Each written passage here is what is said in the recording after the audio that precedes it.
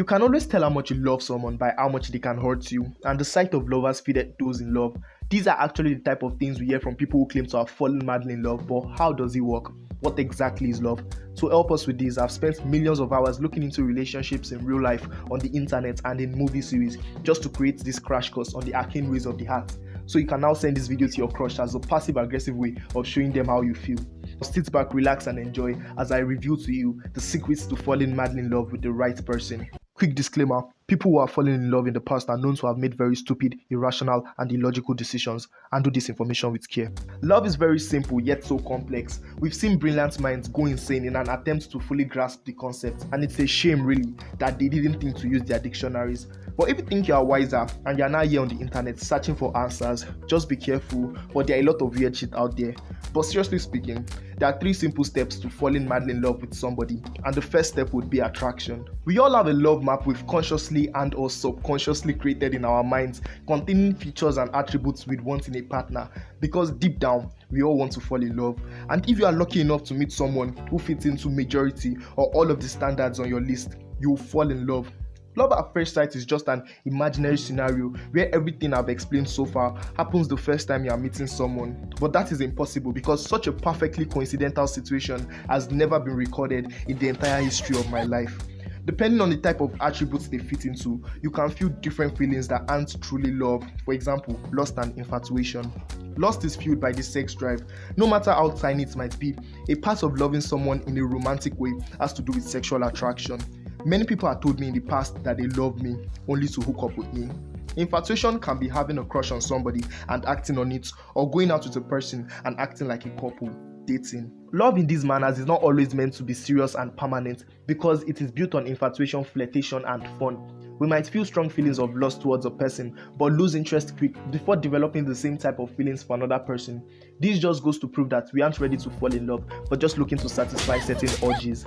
Also, the more people we are attracted to at the same time, the less likely we are to pick a partner.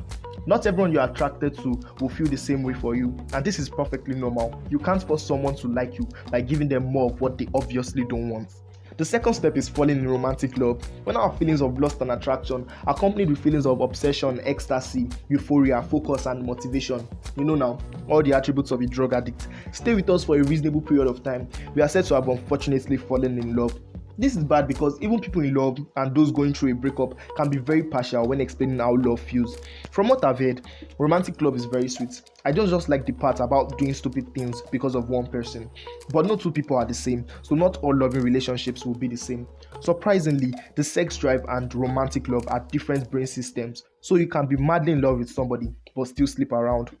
The third step is attachment. To form any type of bond with somebody, we need to be in a relationship with them. This can be to gauge the extent of our feelings, check if they are worth our stupidity, to see if we can fall madly in love with them, or to try the impossible, making them fall in love with us.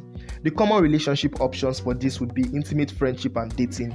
Unlike dating and serious relationships, intimate friendships don't really require commitment, responsibilities, and seriousness that would otherwise be easy to offer when truly in love.